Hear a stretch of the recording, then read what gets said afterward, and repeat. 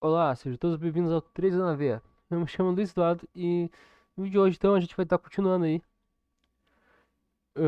Era pra ter soltado o vídeo um pouco mais cedo, lá por volta das 9 da manhã, porém eu acabei me esquecendo e aí eu não gravei, beleza? Mas eu não sei se vocês vão estar vendo terça-feira de noite ou quarta-feira de manhã, beleza? Mas vamos continuar aqui.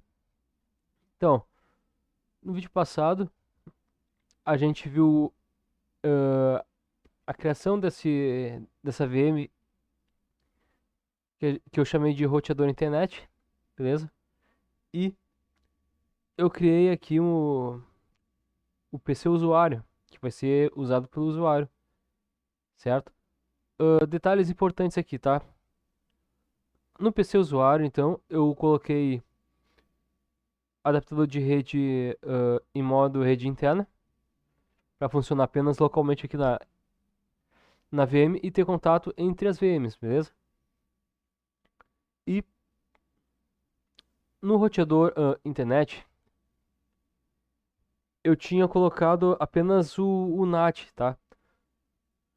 Só que eu pensei, eu pensei que eu pudesse compartilhar essa rede NAT de uma forma idêntica a uma rede comum entre as NATs, beleza? Só que eu vi que é impossível, aí eu me enganei, beleza? Eu preciso ter uma rede de internet para ter a internet e eu preciso ter uma outra placa de rede para poder daí sim distribuir a internet pela rede, beleza? Então, resumindo, a gente vem aqui na rede, ó, vai estar apenas NAT, tá? A gente vai aqui na adaptador 2 e cria o segundo, tá? Segundo adaptador de rede, eu boto rede interna, beleza? É isso aí.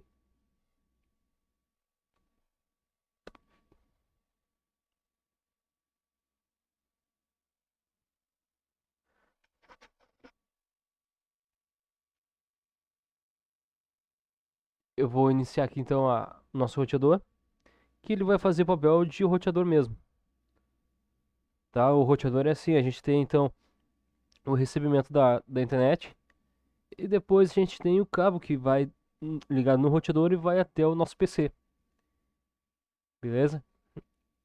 Por enquanto é assim que a gente tá. Eu quero mostrar para vocês aqui.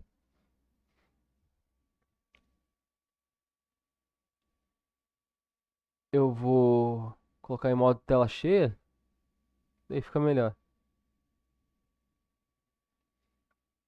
Vamos esperar carregar aqui o CentOS 7. Vai carregar rapidinho.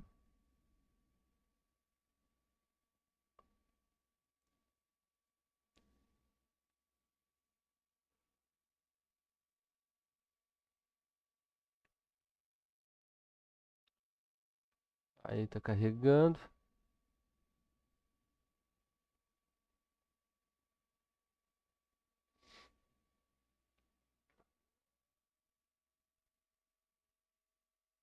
Vamos lá.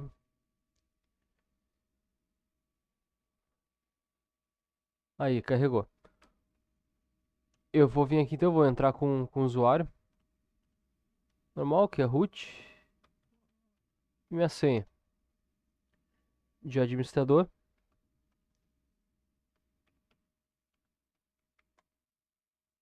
Aí, beleza.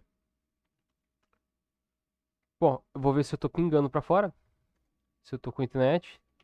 É pra tá, pois eu tenho a placa NAT habilitada. E beleza. Vamos ver aqui então os endereços. IP, ADDR. Eu posso digitar apenas isso ou mostrar uma placa específica, né, nesse caso. Ou mostrar todas com a DDR show, beleza? Então tá aí as nossas placas. Detalhe importante, tá? Aqui, ó. Cadê? Aqui, ó. Eu eu coloquei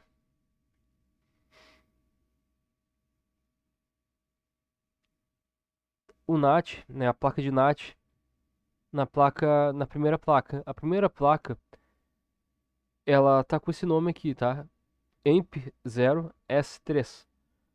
A segunda placa, ela tá com, que é a rede interna, ela tá com o nome EMP0S8, beleza? E eu coloquei então o que vai ser a nossa rede interna para internet, eu coloquei com esse valor aqui, ó, tá? De 192.168.5.254. Esse deve ser o nosso gateway na rede, beleza? Ou seja, para os computadores da rede poder ter internet, eles têm que apontar para esse endereço aqui, tá? E como é que eu fiz isso? Deixa eu ver se eu acho que eu criei aqui um. Enfim, eu já tinha mostrado já no vídeo anterior, certo? Deixa eu ver aqui.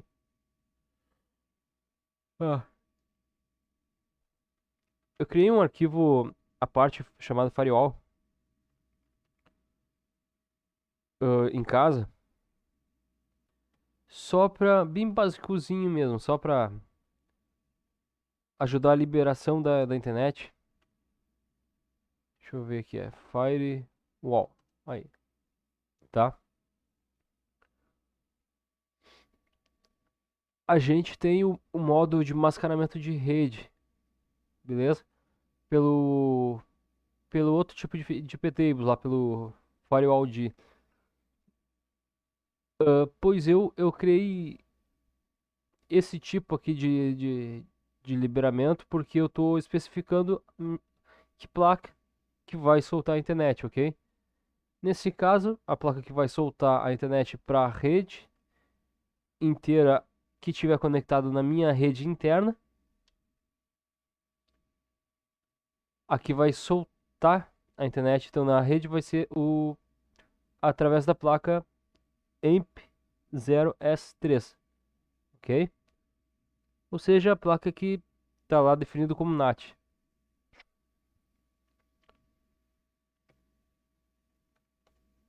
Bom, depois disso, eu me esqueci de mostrar para vocês. A gente vai vir aqui, ó, no vim barra etc hosts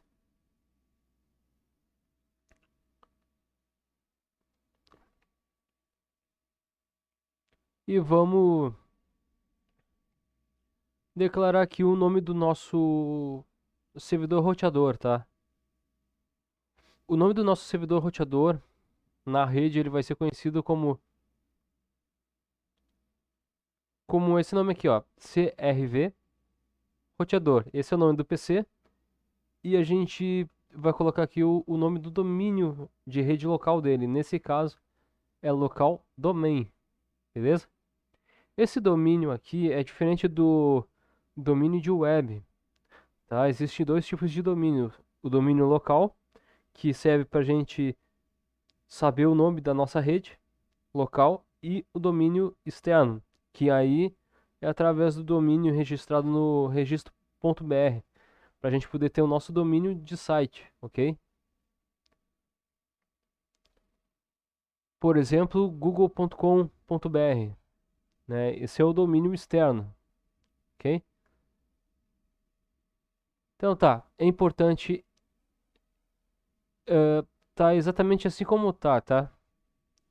Ou se vocês criaram com outro nome, procurem fazer nesse estilo aqui, tá? Essa é uma das partes muito importantes aqui no CentOS 7. Tá aí no CentOS normal também, seja ele qual for. Beleza? Depois disso, para testar se o que a gente digitou ali já está pegando o nome com domínio i.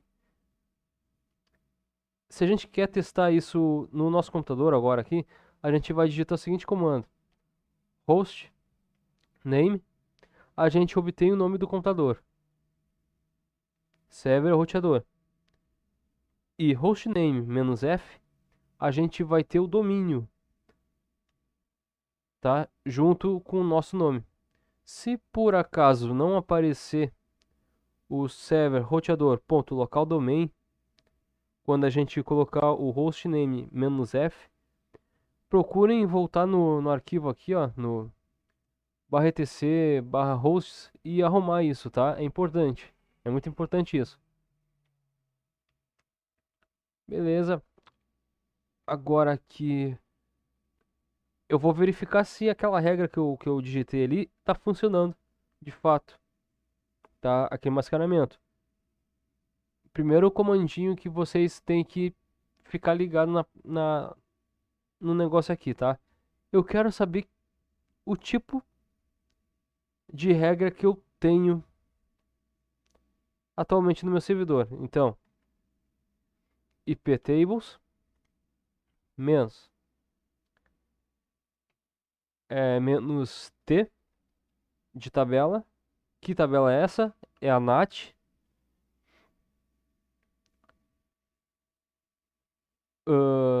Menos L. E eu quero saber a regra dentro das regras da tabela NAT. Existem algumas condições, né? Eu posso ter na tabela NAT o output, eu posso ter o post routing e o pré-routing, beleza? Mas isso a gente vai ver mais pra frente, mais detalhado, tá? Então, iptables menos t nat menos l. O menos l é para listar essa tabela nat, tá? E eu quero saber uma característica dela em específico. Nesse caso, vai ser o post routing. Vou apertar o Enter. Ó, reparem vocês aí que não apareceu nada aqui, tá? Bom, eu vou listar agora toda a tabela NAT. Tá sem especificar nada. Eu vou só listar toda a tabela NAT. Vejam vocês aí que apareceu apenas as regras padrões da tabela, tá? Ó, a gente tem então a regra pré-route, input, output e post-routing, tá? Mais pra frente a gente vai ver o que significa cada uma delas aqui dentro da tabela NAT. Mas por enquanto o que importa pra gente é que todas não estão permitindo, por enquanto, então, o mascaramento daquela minha placa de internet, tá? O EMP 0S3. Como é que eu faço então para resgatar aquela regra, certo? Que tá aqui, ó, no /etc e o firewall, tá? Como é que eu faço para resgatar essa regra? Ou melhor dizendo, como é que eu fiz para aparecer ali, certo? Se eu quiser salvar uma regra num arquivo em específico, a gente pode estar fazendo assim, ó. Depois que a gente digitou as nossas regras no firewall, a gente pode estar fazendo assim, ó. A gente vai lá e, por exemplo, e salva aqui um arquivo aqui, tá? Sei lá. Meu firewall, por exemplo, tá? Meu firewall. Tá? Digamos que a gente criou esse arquivo aí, tá? Meu firewall. E ali contém todas as informações do meu firewall que eu quero, que eu passei de segurança né? E eu quero salvar as informações do firewall nesse arquivo, certo? Então eu vou vir aqui, vou dizer iptables traço, né? Ou hífen save sinal de maior e o nome do arquivo, tá? Ou diretório e arquivo, tá? Nesse caso seria meu firewall. Aí ele criaria esse arquivo aqui, tá? Na verdade, ele vai criar um arquivo e o nome desse arquivo vai ser esse meu firewall, tá? Que eu criei aqui de forma manual só para vocês terem uma noção. Foi assim então que eu criei o arquivo que está dentro do barra etc barra firewall. Depois, quando a gente salva esse arquivo dessa forma com iptables "-save", redireciona para um diretório, nesse caso barra "etc", e aí eu coloco o nome do arquivo que eu quero salvar, que nesse caso foi o firewall, certo? E eu dou um enter, aí ele vai criar esse arquivo firewall.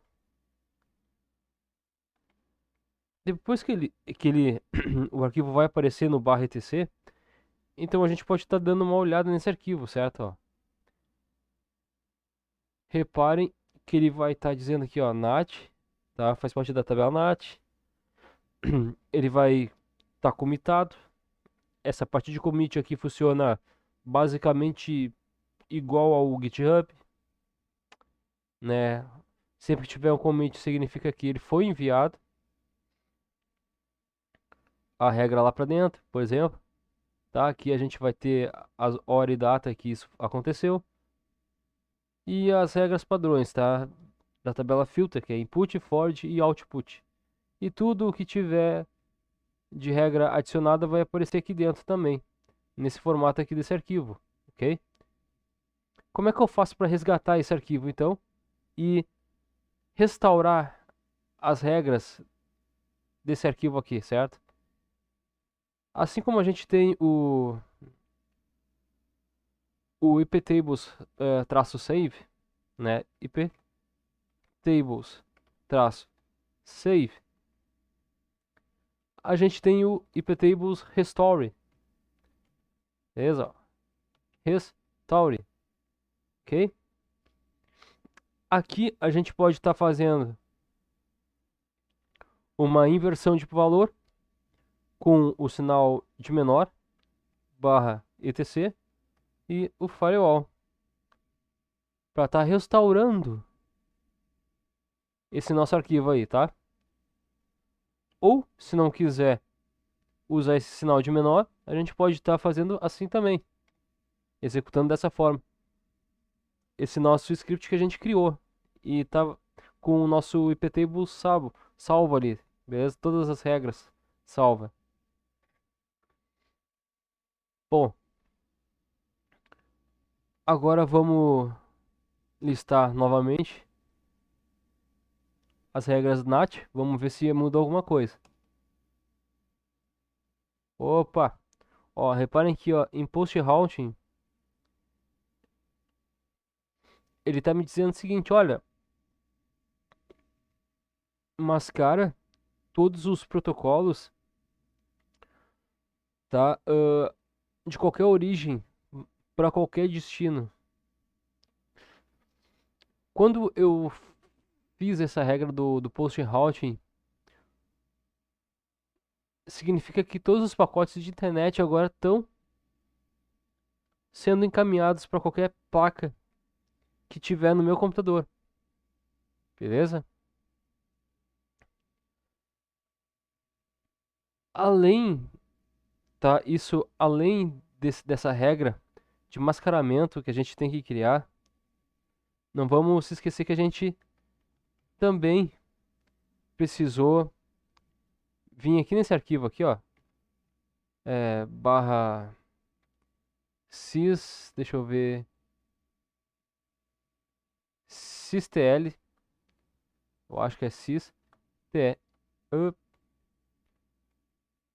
sysctl.conf,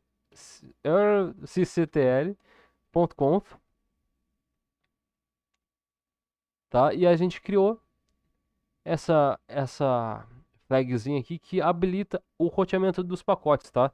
No qual a gente liberou para a placa de internet enviar os pacotes de internet para todas as placas que eu tiver no meu computador, para poderem receber e encaminhar para outra rede também, para qualquer rede, na verdade, que tiver com mesma faixa de IP de rede nosso aqui do servidor, aqui do roteador, tá? Depois de ter feito isso, a gente precisa também ativar essa linha com o seguinte comando: sysctl -p, tá? Aí a gente ativa de fato essa regra. Feito isso, então, eu vou sair aqui do modo de tela cheia e vamos vir aqui para o nosso PC do usuário, ok? O nosso PC do usuário apenas está com rede interna, tá? Por padrão, ele não vai ter internet quando a gente ligar ele. Como eu já havia testado antes, certo? E aí eu percebi que tá faltando uma placa. é, eu percebi que faltava eu adicionar uma placa aqui, né, no nosso servidorzinho do roteador. Beleza? Então eu já testei já antes de fazer o vídeo aqui. Então eu vou ligar agora esse nosso PC usuário, que é o Linux Mint, né, o Cinnamon, com Cinnamon aí, que vai ser o nosso usuário. Nesse caso aqui, a gente precisa ter um IP com a mesma faixa de endereço do nosso roteador. Ou seja, algo que se encaixe no seguinte IP: 192.168.5.0, tá? Essa é a faixa de rede de toda uma rede com 254 computadores que tem na nossa rede local, tá? Que a gente está criando aqui. No nosso caso, por enquanto, a gente está literalmente ligando o computador no nosso roteador. É como se a gente estivesse em casa agora. A gente vai ter o modem, a gente vai ter o roteador e a gente vai ter o cabo de rede que vai ligar no roteador e vai trazer a internet para o nosso computador, tá? É isso que tem que acontecer aqui, tá? Agora, então eu vou colocar a senha. Vamos ver como é que tá aqui.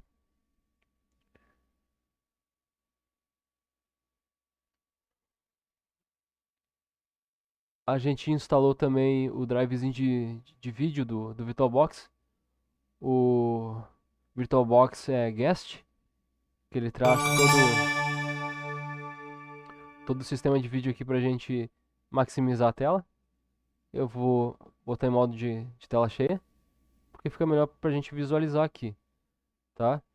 Então, a gente vem aqui no símbolozinho da rede, a gente vai vir aqui em configurações de rede, certo? A gente vai vir aqui em configurações de rede, a gente vai vir aqui nesse sinalzinho aqui de engrenagem, vamos vir em IPv4 e vamos fazer a seguinte configuração aqui, tá? Como a gente precisa então de um IP na faixa de endereço 5.0, eu decidi colocar o IP desse Linux, que é o nosso usuário da nossa rede, com o seguinte IP aqui, ó, 192.168.5.10, tá? A máscara de rede tem que ser uma máscara de rede idêntica à do roteador, se não idêntica ao do roteador que eu digo da placa de rede lá do roteador, tá? Nesse caso aqui, essa placa de rede não é a da NAT, tá? É a da rede interna. Por quê? Porque o VirtualBox ele está interpretando como se a gente estivesse criando uma rede, tá? Com switch. Então, o VirtualBox ele apenas reconhece a rede interna com outra rede interna, tá? Então é por isso que eu não consegui vincular a NAT com a rede interna, porque o VirtualBox não permite isso, ok? Só para deixar bem claro. E o gateway, qual é o gateway? É o IP de rede que tem a internet. Nesse caso, o IP que está roteando a internet é o servidor roteador, que contém o IP 192.168.5.254, certo? Lembrando vocês, vindo aqui no nosso roteador, tá? Que o IP no qual eu estou pegando a internet,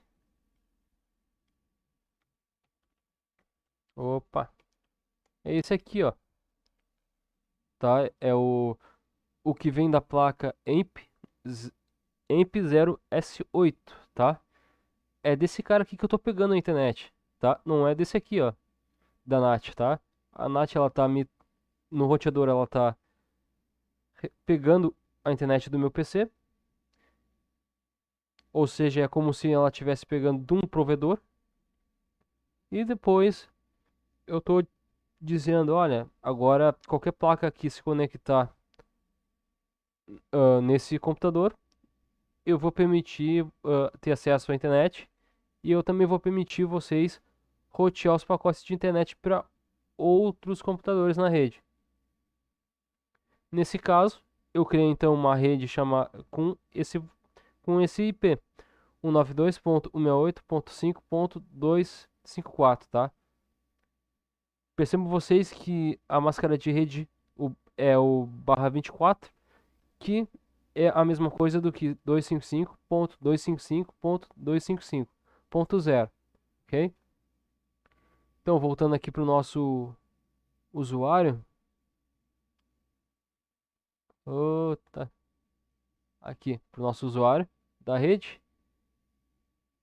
Feito isso aqui, então, para garantir que eu vou ter a internet aqui nesse PC, já que eu não tenho o DHCP lá instalado, então a gente precisa fazer uh, o IP manual, ok? O IP fixo, porque eu não criei o DHCP lá, tá? É por isso então que a gente está fazendo o manual aqui. E para nossos exemplos vai estar tranquilo, então eu não vou ter mais de 3 PC, por exemplo, para fazer mais configurações. Então aqui é o seguinte, ó, o DNS eu coloquei o do Google, 8.8.8.8 e 8.8.4.4, tá? Para ele saber da onde que ele pode fazer uma interpretação no nome de internet, tá? Quando a gente digitar no navegador ali, para ele saber onde que ele pode buscar endereçamento para ele poder navegar na internet, ok? É isso que basicamente significa o DNS. Bom, a rotas, esse rotas aqui é importante a gente habilitar ele porque a rota ela significa o caminho comum de internet numa rede, tá? Nesse caso aqui a gente já sabe já que a nossa rota padrão, ou seja, toda vez que eu falar em rota, vocês associem com o gateway, tá? Tem o mesmo sentido, tá? A rota e o gateway. Na prática. Então basta a gente apenas repetir o que a gente botou aqui em cima aqui, ó. Tá? O nosso IP de rede, que é o nosso IP de rede. Nesse caso eu escolhi o 5.10, né? Esse valor aqui. A máscara de rede é sempre igual. A partir do ponto em que eu escolhi o tipo de rede, o tipo de classe de rede, na verdade, né? Essa nossa classe de rede aqui é a classe C. O padrão da classe de internet é a classe B, só que eu não botei AB porque a B de bola, porque seria um desperdício para mim em relação à minha internet, tá? Eu poderia até cair, a internet fica caindo por escapes, né, e por falta de configurações apropriadas para minha internet, tá? Nesse caso aqui, como é uma rede limitada, né, a gente chama um conjunto de rede, normalmente é uns clusters da vida, que é esse nome é conhecido aí mundialmente como clusters também. Eu chamo de rede normal, né? Sei lá, rede de computadores. Mas cada um chama da forma como quiser. Beleza? Então é necessário a gente viu para obter a internet, ok?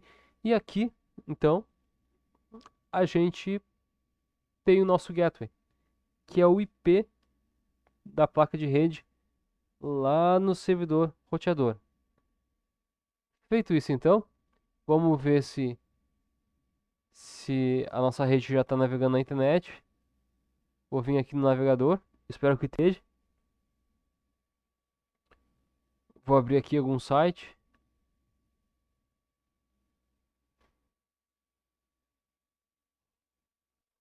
Ó, abriu aqui o site do Linux Mint, né? Mas pode ser fixo esse site, então vou abrir um outro aqui, vou. Sei lá, vou abrir aqui o Wikipedia que apareceu aqui de padrão aqui. Vamos ver se vai abrir.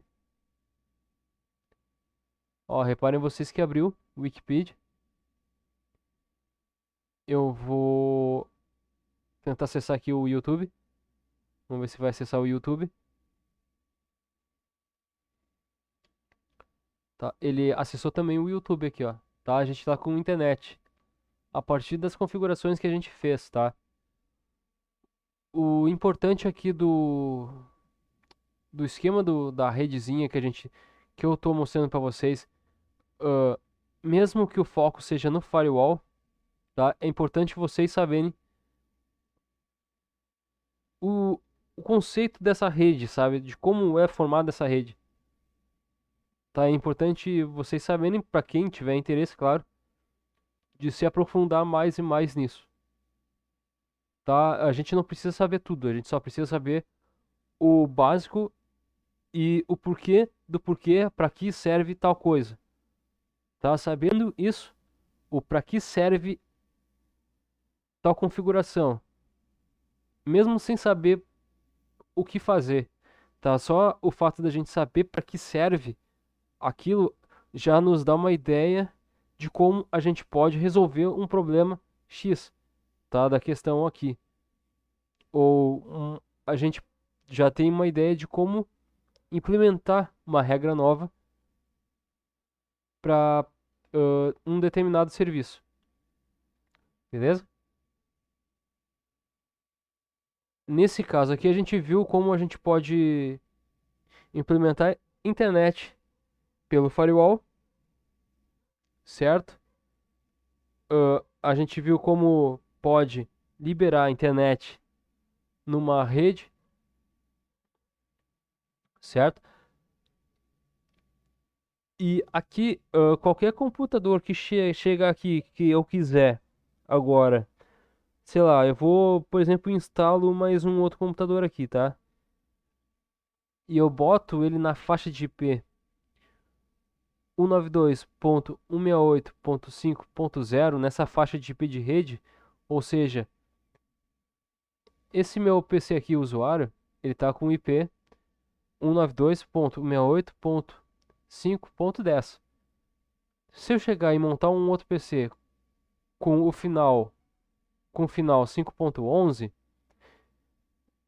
ainda assim e exclusivamente assim eu vou conseguir então ter internet nesse segundo computador, tá? Porque eu tô dentro da faixa de IP de rede da minha rede que eu criei. Se eu chegasse e colocasse então 192, se eu chegasse e criasse um novo computador e colocasse 192.168.3.2, eu não ia conseguir ter internet, porque eu tô fora da faixa de IP dessa minha rede, que é 5.0, tá? /24. O barra 24 é a mesma coisa do que 255.255.255.0, que é a mesma coisa do que a máscara de rede, ok? Da nossa rede. A máscara de rede é responsável por liberar a internet na rede como um todo. E por ser, por ter essa forma de liberar a internet na rede como um todo, é que a gente precisa ter uma segurança mínima. E essa segurança mínima é o nosso firewall. Beleza? Que por padrão já vem em qualquer sistema operacional, porém ele vem com tudo habilitado. E isso significa que é a mesma coisa do que nada, por enquanto, da forma como tá. Tá? Se alguém quiser invadir alguma coisa aí, vai invadir, porque tá tudo liberado. Não tem controle nenhum sobre nenhum tipo de protocolo, nenhum tipo de pacote, nenhum tipo de serviço, ok? Então é isso que significa. A gente precisa saber o para que serve, para que, da onde veio e para onde vai. Os pacotes numa rede. Existem programas que nos fazem ter uma ideia geral de como acontece o envio de um pacote de um local de origem para o local de destino, tá? Um desses programas, e o melhor programa, e eu digo para vocês que para mim é o melhor programa que existe, tá? Gráfico. Existem vários programas que não são gráficos, tá? Que a gente pode ter controles ali da rede, papapá, mas o melhor deles é o Wireshark, tá? O Wireshark. Vamos ver se a gente consegue entrar aqui nele aqui, só para vocês verem a imagenzinha aqui do programa. Eu vou aumentar aqui a tela. Aí, tá? Esse programa aqui ele se chama Tubarão. E por que que esse programa aqui é bom, tá? Existem mais de 5.500 protocolos numa rede, tá? Como um todo. A gente não precisa saber esses mais de 5.500 protocolos que existem para cada tipo de função numa rede, tá? A gente só precisa saber os principais que são, tá? Como administrador de rede, os principais pacotes que um administrador normalmente tem que tratar numa rede, tá? É o protocolo TCP, é o protocolo também UDP. A gente também tem que saber um básico do HTTP e do HTTPS, ok? A gente precisa saber um pouco sobre o protocolo DHCP. A gente precisa saber um pouco do protocolo uh, IMAP, POP, SMTP, beleza? E também dos protocolos seguros que esses pacotes também têm, que são para e-mail, tá? Nesse caso. Existem muitos outros também, tá? Que a gente precisa saber. A gente precisa saber é, pacotes do tipo ACK, SYNC, que significa o seguinte: significa requisição, tá? Quando eu entro num site, eu estou fazendo um sync ACK, tá? Que é ele está requisitando uma permissão para o servidor lá em PHP para mim poder acessar aquele servidor, tá? O endereço web daquele servidor. Beleza? Só para vocês terem noção do quanto esse programa aqui ele é importante, vocês podem fazer um teste na casa de vocês aí, tá? E eu sugiro que vocês façam esse teste. tá? Porque é importante. Pode ser uma baita dica de segurança para vocês. Reparem aqui, tá? A gente tem então o HTTPS. E isso é um protocolo seguro em HTTP, tá? Protocolo de navegação, tá? Para browsers. E o que acontece quando a gente não tem esse sistema de SSL ativado, esse certificado digital ativado também no nosso domínio, tá? E for um e-mail, por exemplo, tá? Se esse domínio tiver um e-mail e esse certificado não tiver ativado, ou seja, o SSL não tiver ativado, tá? Se esse protocolo não tiver ativado nesse endereço de e-mail, qualquer um que chegar com o Wireshark e quiser filtrar o usuário que acessa ali e ele pegar o usuário que colocou a senha e o usuário, o nome de usuário dele, vai ser possível enxergar em modo texto através desse programa Wireshark, claro, filtrando os protocolos da internet aqui do navegador, beleza? Vai ser possível enxergar a senha e o usuário desse indivíduo que colocou ali os seus dados num site que não é seguro, ok? Isso é possível de ver usando o Wireshark. Mas o Wireshark não é para gente tratar as coisas de forma maliciosa, tá? Ele é um programa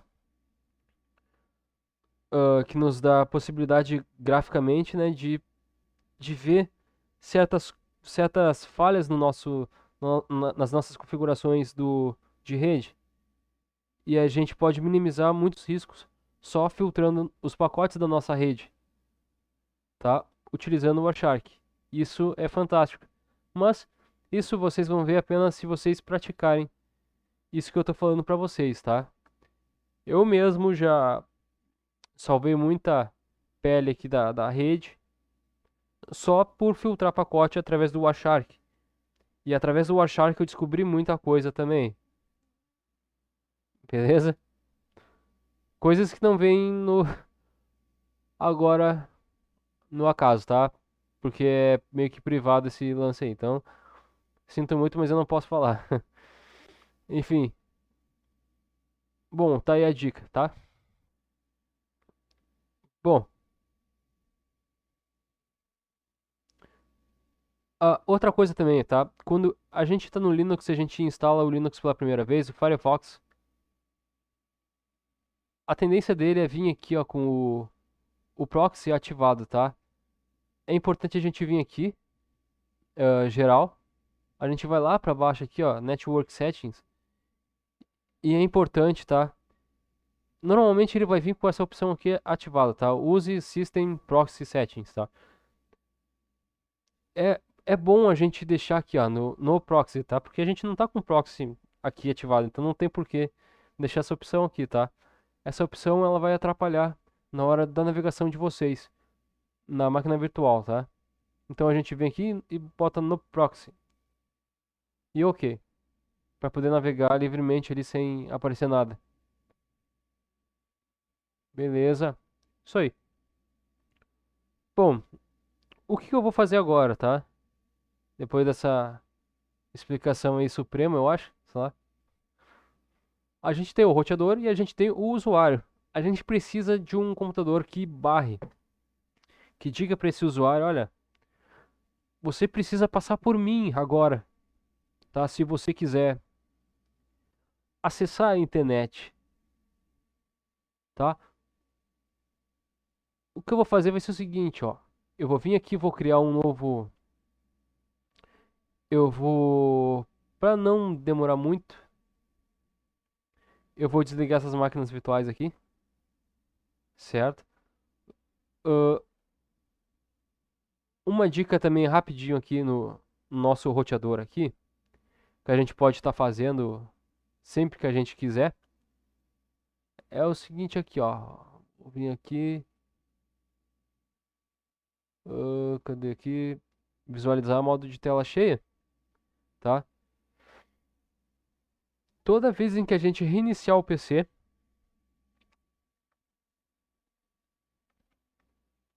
essa regra aqui, ó, de NAT, do mascaramento, ela vai sumir, tá? Para que a gente possa iniciar esse esse sistema e para que a gente possa já reiniciar com o mascaramento aqui ativado nas nossas regras aqui da tabela NAT, a gente pode estar fazendo o seguinte, ó. A gente pode estar vindo aqui no barra vim. Na verdade, antes de tudo, eu vou estar fazendo isso aqui, ó. chmod, chmod, mais x de execução, ok? Permissão de execução. Ou eu posso estar fazendo, então, 755, tá? Vai ser a mesma coisa. Eu vou estar atribuindo uma permissão de execução para um arquivo se tornar um executável, tá? Nesse caso vai ser o nosso firewall, ok? Eu vou tornar ele executável porque pode ser que haja algum problema com essa permissão. E eu quero evitar isso, tá? Eu poderia, lá dentro desse arquivo, configurar exatamente isso aqui, tá? Mas eu vou já fazer isso aqui fora, do lado de fora, tá? Então, vai ser barra etc barra o firewall. Aí, beleza. Ele vai ficar verdinho, ele tem que ficar verdinho, na verdade, tá? Ó, vamos... Opa! Ele tem que ficar verdinho, ó. Tá? O firewall ficou verdinho, então ele está executável agora. Ele pode ser executado pelo meu sistema operacional aqui, tá? Então eu vou vir aqui no barra, se não me engano era etc, agora era rc.local, tá? rc.local ou rc barra, tá, barra etc barra rc.d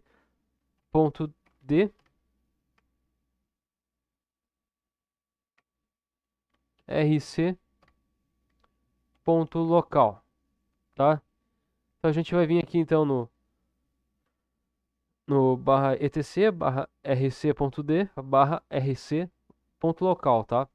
Aqui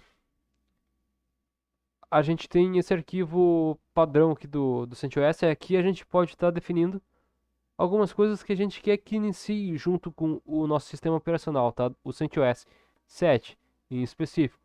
Aqui ele dá algumas dicas, ó. Tá? Como vocês podem ver, ó, eu poderia fazer isso aqui dentro aqui, tá? Porém eu resolvi fazer isso lá fora, tá? Só para não confundir aí muito. Enfim.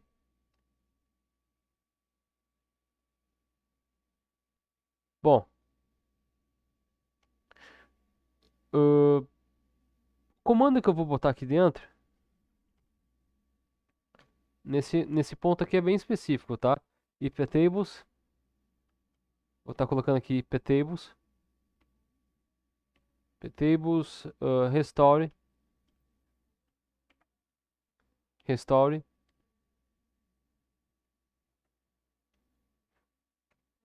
eu vou deixar sem o sinal de menor, eu vou colocar lá o endereço lá, tá? Barra etc firewall,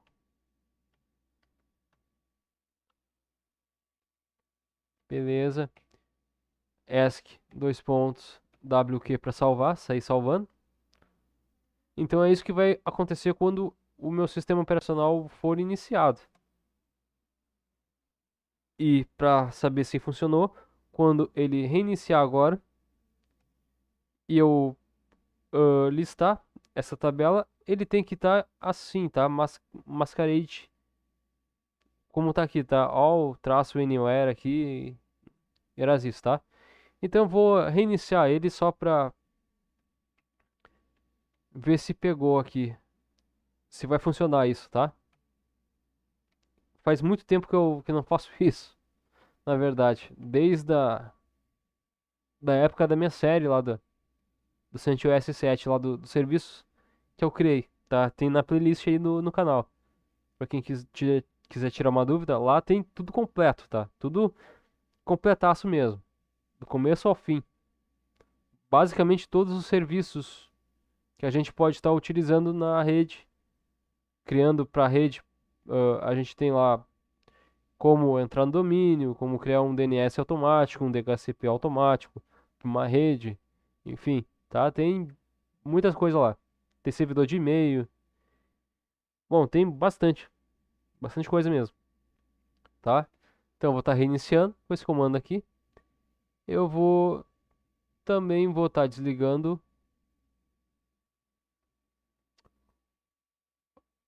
o meu PC usuário, que eu não vou estar usando no meu PC usuário, então é bom a gente ter uma economia, né, de internet aqui também, já que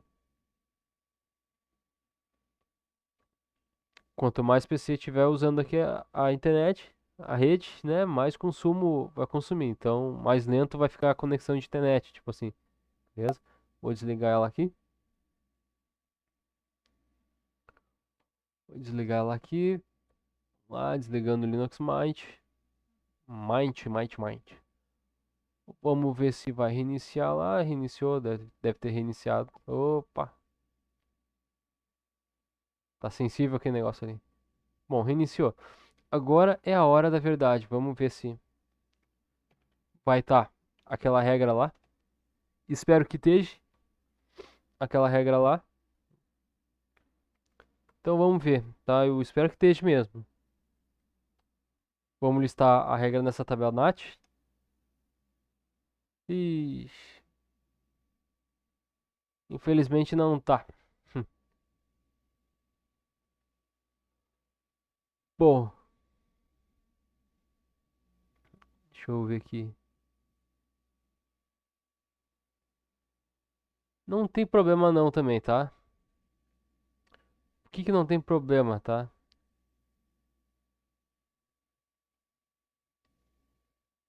Eu vou eu vou colocar esse arquivo também para ser um executável, tá? Por enquanto ele tá como texto. Se eu não me engano, ele é isso. É, ele não tá com poder de executável aqui, tá? E para ele executar junto com o sistema operacional, quando o sistema inicia, ele precisa estar como executável, beleza? Então eu vou colocar ele ali como um executável, como vocês viram, chmod mais x, ou então 755, tá? Mas nesse caso aqui é mais fácil fazer o mais x aqui que já fica tranquilaço. Então é isso aí. Coloquei ele como com poder de executar agora. Ele está como um executável e eu vou fazer isso. Vou reiniciar ele novamente. Vamos ver se ele consegue agora executar. Se não conseguir executar, a gente também tem a opção de fazer um script. É básico, ah, executando o comando que está lá dentro lá do iptables. Aí sim ele tem que executar, tá? Já reiniciou aqui. Root. Vamos entrar aí com a senhazinha. E vamos ver agora aqui. Ele ainda continua, beleza. Vamos ver a regra padrão. Aí, agora sim, ó, tá? Ele reiniciou e ficou então com a regra que a gente definiu lá naquele arquivo. Se a gente vier aqui de novo, barra etc barra rc.d barra rc.local, a gente vai ter então a regra que a gente definiu aqui, exatamente como se a gente fosse fazer de forma manual, tá? Só que aqui a gente pode automatizar o nosso serviço, colocando para iniciar junto com o sistema, ok? Sem que a gente precise executar todo dia na mão esse comando aqui, entendeu? Isso é bem legal e bem interessante e facilita bastante a nossa vida. beleza?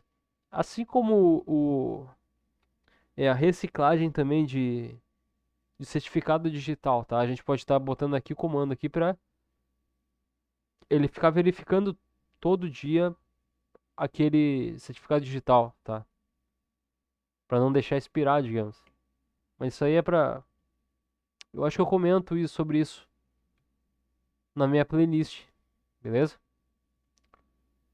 Que já tem no canal. Bom, o que mais aqui a gente pode estar fazendo? Eu vou desligar esse meu roteador agora. Então, shut down, menos H. Não. Uma coisa muito importante que vocês têm que saber aqui, tá? Aqui no CentOS 7, aqui, ó, a gente tem o route.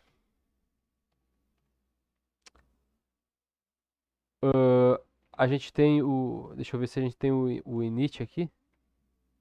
A gente tem o init 0. Ele desliga. E a gente tem o init 6. Ele reinicia, tá? Também. A gente tem o route. A gente tem o power off.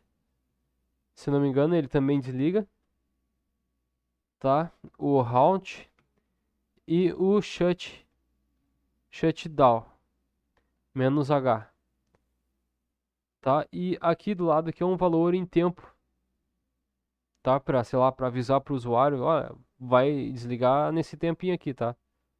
Enfim, no meu caso, eu quero desligar agora, então a gente pode botar 0 aqui, que é 0 segundos, ou então um now, que ele vai interpretar, olha, desliga agora. Ah, é importante vocês saberem que é o seguinte, ó, se vocês digitarem halt, desligarem pelo modo halt, esse modo aqui, ó, ele pode dar problema no sistema de vocês do CentOS, tá? Embora exista esse comando, eu não aconselho vocês a desligar por esse comando aqui, halt, tá? Por quê? Quando a gente utiliza esse comando para desligar o sistema do CentOS, ele simplesmente é como se a gente fosse no botão do computador e apertasse, segurando o botão do computador, desligando de forma bruta, tá? Muitas vezes isso no Windows, o que acontece? Ele pede para recuperar o HD, tá? Ou então da famosa tela azul, né, de memória. É quase a mesma coisa que acontece aqui com quando a gente usa esse cara aqui, o Halt, tá? Aqui no Linux.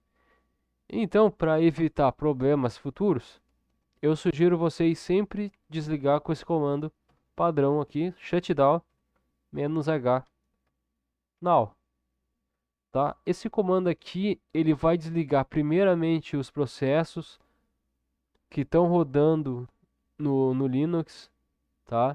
Para depois desligar o sistema operacional em si, tá? Lembrando, o Halt ele não faz isso, ele desliga e não quer nem saber se tem algum processo rodando ou não. Beleza? O shutdown ele vai e começa a sair dos processos importantes que estão rodando em background ou em primeiro plano. Aí depois que ele saiu desses processos, aí ele reinicia, tá? Como no meu caso aqui eu não tenho nenhum processo grande rodando por enquanto, não tenho serviço e a gente não vai tratar de grandes serviços aqui nessa série de tutoriais, então eu posso utilizar ah, tranquilamente esse comando aqui, tá? E mesmo que eu quisesse usar o halt, eu não vou usar porque pode dar problema, tá? Eu tô avisando isso porque já aconteceu comigo, tá? Aí eu fui descobrir o porquê, né? Se o halt ele desligava de qualquer forma também, né? Aí eu descobri o porquê, tá? E o porquê é isso aí, tá? O shutdown -h, ele desliga todos os processos antes de desligar o sistema. O route não, o route só vai lá e desliga, não quer nem saber, tá? E aí pode corromper os programas e os serviços do Linux de vocês. E se isso acontecer, como aconteceu comigo, vocês vão ter que restaurar todo o Linux, porque não tem volta. É como se fosse o tela azul, só que no Linux, beleza? Só para vocês saberem que tem essa diferença. Então vou desligar agora. Shutdown menos H now. Beleza. Desligado. Então agora tá na hora de fazer o quê?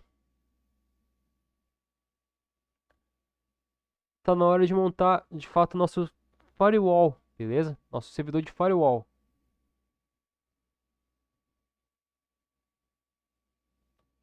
Bom, a gente precisa planejar um pouco, tá? A gente vai precisar também de uma rede NAT e de uma rede interna também, ok? Para poder fazer esse sistema de firewall. Como a gente criou uma rede 5.0, beleza? Essa rede 5.0 é a rede da nossa internet, tá? Que está na nossa rede local.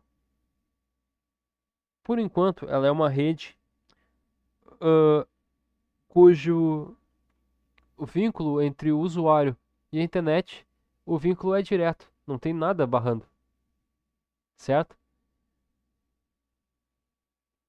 Como a gente criou então o sistema de roteamento, verdadeiro roteamento no roteador internet, o que que eu vou fazer, tá? Agora eu vou tentar criar um novo sistema aqui, eu vou criar um servidor ah, underline firewall. A versão aqui eu posso colocar Red Hat ou outro Linux, eu costumo colocar outro Linux como eu já havia mencionado. Como vai ser tela preta, eu não preciso de muita memória aqui. E como eu não vou ter muito serviço rodando, então eu não preciso de muita memória aqui. Se eu tivesse qualquer serviço para instalar, tá? E eu tivesse numa numa empresa de forma real, tá? O mínimo do mínimo, mesmo em tela preta, hoje em dia, o mínimo do mínimo é 4 gigas de memória, tá? Não importa se for gráfico ou se for tela preta, tá? O mínimo é 4 gigas de memória. Por quê? Porque quando a gente instala o CentOS e não tem nada rodando por trás, não importa, não faz diferença nenhuma, tá? Então eu posso deixar com 1 GB. Agora, quando eu estou rodando um servidor web, um servidor MySQL, tá? Ele começa a rodar vários serviços, tá? E esses serviços consomem a memória e o processamento também, tá? O processamento é muito importante, tá? Nesse caso.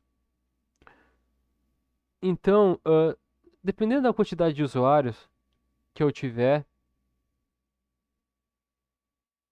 por a nossa máquina ser fraquinha demais, a conexão vai cair para eles, tá? Eles não vão conseguir se manter na rede conectados no nosso servidor, tá? Eles vão cair, simplesmente eles não vão ter mais acesso a nada quando mais de 20 usuários acessarem ao mesmo tempo essa rede, tá? Porque o motivo disso é porque o nosso servidor é fraquinho demais, tá? E é aí que entra o lance do custo e benefício, beleza? Bom, já explicando um pouquinho, mais ou menos, passando por cima como funciona essa questão da qualidade e custo-benefício, eu vou deixar assim por enquanto, tá? 1 GB, porque eu não vou ter grandes processos rodando nesse meu servidor. Então, deixei 1 GB, eu vou criar uma nova máquina virtual aqui, tamanho de disco dinâmico. Eu vou botar 32 aqui como um tamanho máximo, mas eu nunca vou passar de 82. Mas se eu fosse passar de 32 por estar dinâmico, então ele vai passar de 32, provavelmente, beleza?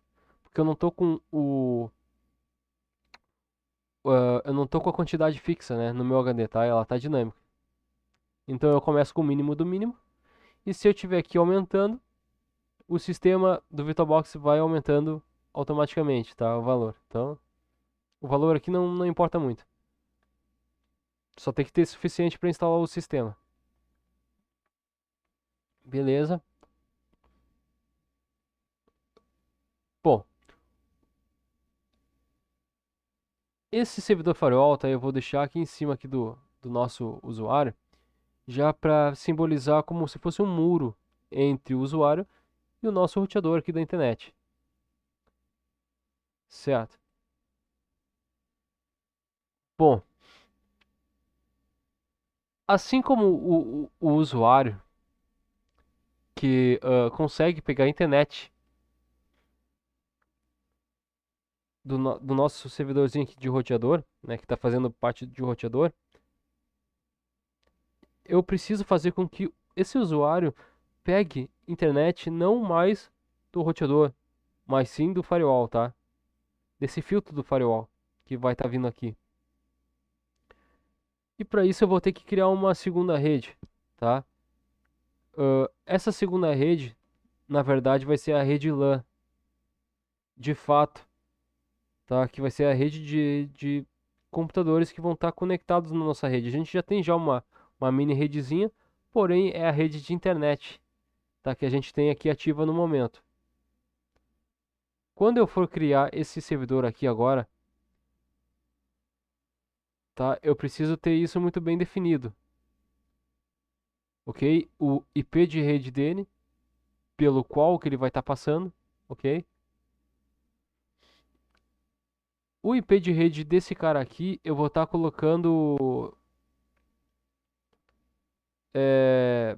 192.168.3.0.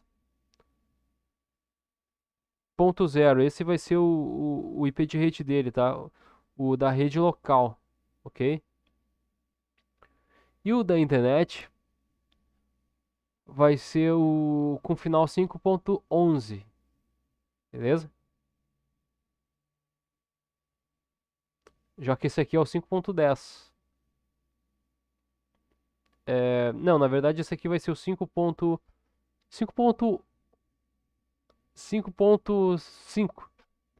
tá? 5.5 para internet.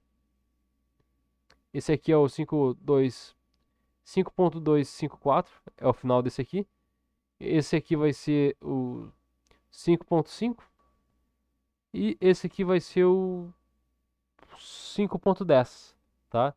Como já é, tá? Essa comunicação vai ser para utilizar o recurso da internet, tá?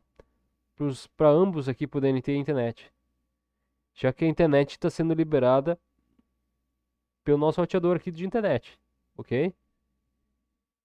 Então, para isso, aqui eu vou estar criando duas placas de rede interna.